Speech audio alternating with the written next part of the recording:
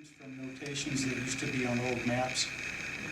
In unexplored territories, there would be some signage along, the Horn of Africa or Inner Mongolia, and it would say unorganized territory. And that seemed to me kind of a way of organizing it by calling it unorganized.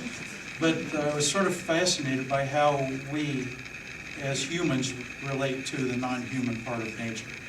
And so by attaching names and locations to it, that's how we're able to make our way on the globe and have power over it at the same time, so that we can get by from day to day on the globe. Most of these pieces have something to do with the human interaction with the non-human part of nature. There's a poet, Galway Kinnell, who I read, and he wrote that that's one way that we can find out about ourselves, is finding out about things that are not us. So it's by default, by identifying what's non-human, we're able to better close in on what exactly human is. And I think that that's really my interest, because so many of these pieces, they dance around some kind of other subject matter.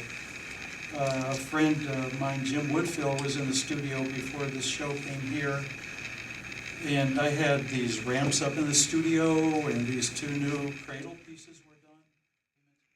And there are 3 cutouts of sides of beef, which is, meant to symbolize the kind of commodity status of the 3 countries.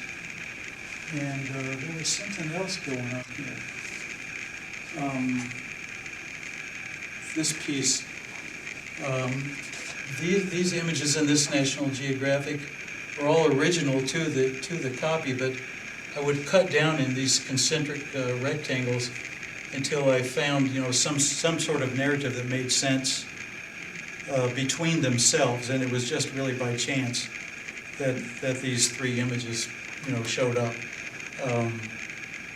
It's one of my projects. I have about 10 different issues of this magazine, so it's my intent to extend that series out and have like 10 identical pieces.